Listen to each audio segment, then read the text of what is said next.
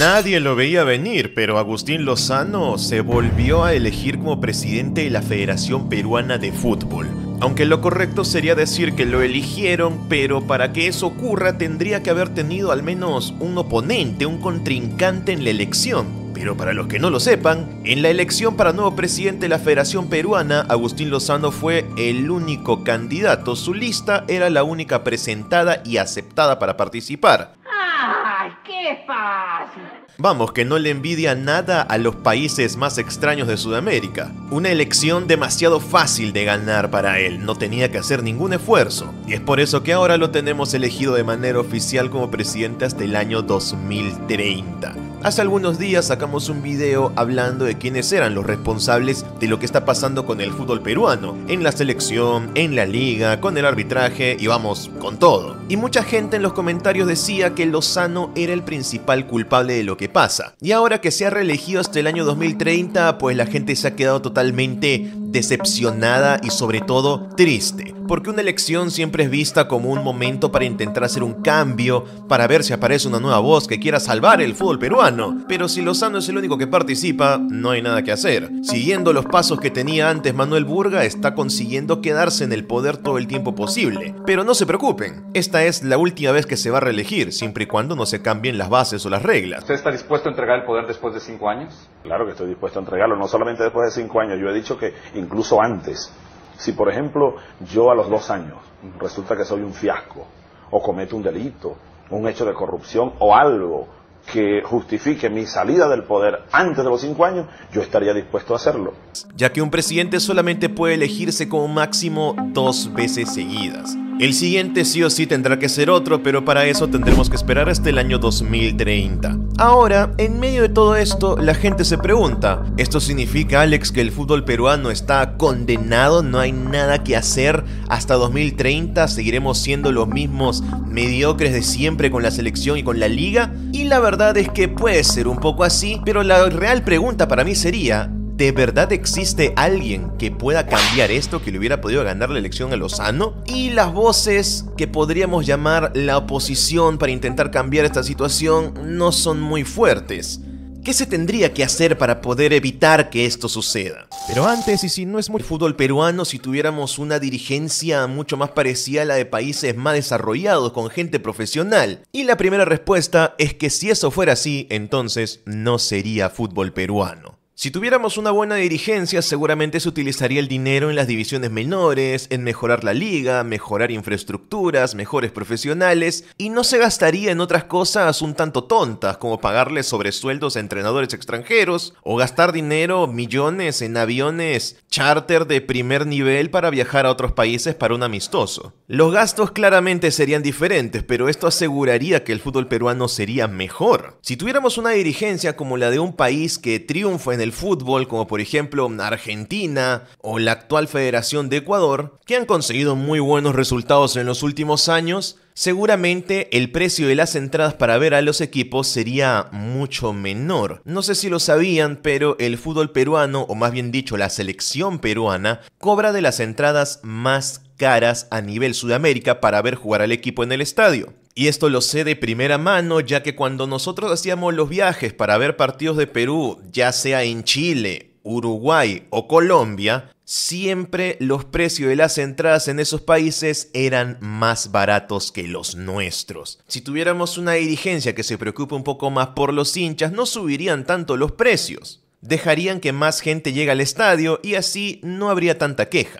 En su momento se entendía que la selección cobre entradas tan caras en las épocas de Rusia, ya que Perú era una selección mundialista. Pero allá está la gran curiosidad. Los precios que cobra Perú a día de hoy 2025 son casi los mismos que se cobraba en la era de Gareca. Han bajado un poco, eso sí, han bajado, pero no tanto. Solo que ahora la selección peruana ya no está clasificada al mundial, está entre los últimos lugares de la tabla, así que la ilusión no es muy grande. La federación hace esto porque saben que ahora va menos gente al estadio que antes. ¿Se acuerdan de esas épocas cuando se tenían que hacer colas virtuales de decenas de miles de personas para poder comprar una entrada para ver a Perú en un amistoso? Bueno, esos tiempos ya no existen más.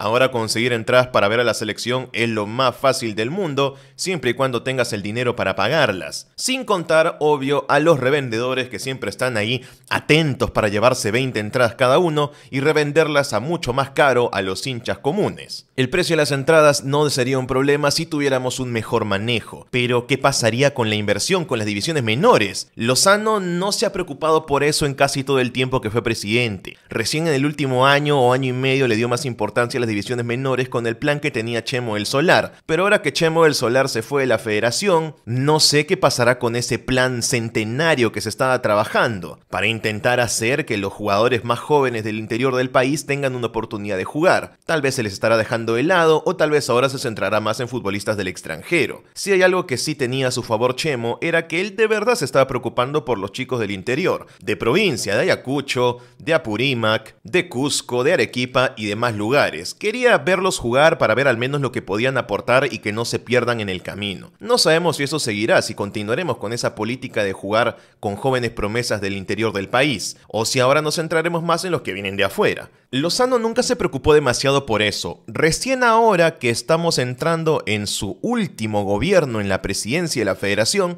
parece que le quieren dar más importancia para al menos irse un poquito más amistados con la gente. Pero aquí tenemos una duda. ¿Acaso solo invirtiendo más dinero en el fútbol peruano encontraríamos mejores jóvenes promesas? Y la verdad es que esto no es 100% seguro. A veces, por mucho dinero que tú inviertas en divisiones menores, no es como que es una palanca mágica que la jalas y automáticamente aparecen jóvenes promesas y jugadores de perfil selección internacional. No funciona así. Depende de la cantidad de talento que existe en el país. Y Perú es un país en el cual siempre nos ha costado encontrar grandes proyectos de futbolistas. No porque nazcan sin talento, sino porque el proceso que hay desde que son niños, chibolos, hasta llegar a la selección es tan largo que en todo ese proceso de selección se pierden varios en el camino o tienen problemas económicos, familiares, sociales en los cuales ya no entra tanto la selección, sino que aquí depende más ¿de qué? De el propio entorno de crecer en el Perú. Perú no es un país donde sea fácil crecer. La sociedad está bastante dividida. Hay gente que tiene mucho dinero y gente que no tiene mucho. Y los que no tienen mucho dinero normalmente son la mayoría. Y de aquí es donde se sacan la mayoría de jugadores peruanos, que puede que no hayan tenido una buena formación desde casa, no hayan tenido grandes profesores en el colegio, o no hayan tenido la capacidad de poder comer siquiera bien como tiene que ser desde que son niños, y eso hace que cuando crecen les es mucho más complicado generar un gran físico, masa muscular, crecer siquiera normalmente. Les cuesta ya que muchos de los niños peruanos no están bien alimentados, y de esos niños es de donde nosotros queremos sacar a la futura selección. Así que ya verán que es un poco complicado encontrar talento en el Perú. Claro, si se invirtiera más dinero sería más fácil, pero esto no es un seguro. Por ahí encontraríamos algo más de jóvenes promesas, pero no creo que sean tantos. El futuro parece ir más por buscar jugadores en el extranjero con raíces peruanas. Ese es el enfoque claro que quiere poner Agustín Lozano para su nueva presidencia. Los eurocausas, los chicos de afuera. Y creo que será una presidencia mucho más austera que antes, por eso contrataron a Jan Ferrari, que es un director general que sabe trabajar con poco, sin tener tanto dinero a su disposición, y por ahí hizo buenos proyectos con la U. Si éramos una selección que despilfarraba el dinero entre el 2022 y el 2026, creo que ahora seremos una selección que gastará mucho menos. Seguramente el torneo también cambiaría con otro tipo de dirigencia, las reglas no serían diferentes año a año e incluso podríamos tener menos equipos en primera división. Pero eso ya va más de la mano con cómo mejoraríamos la liga peruana. Yo siempre he creído que somos demasiados en primera. 19, 20 equipos es mucho para una liga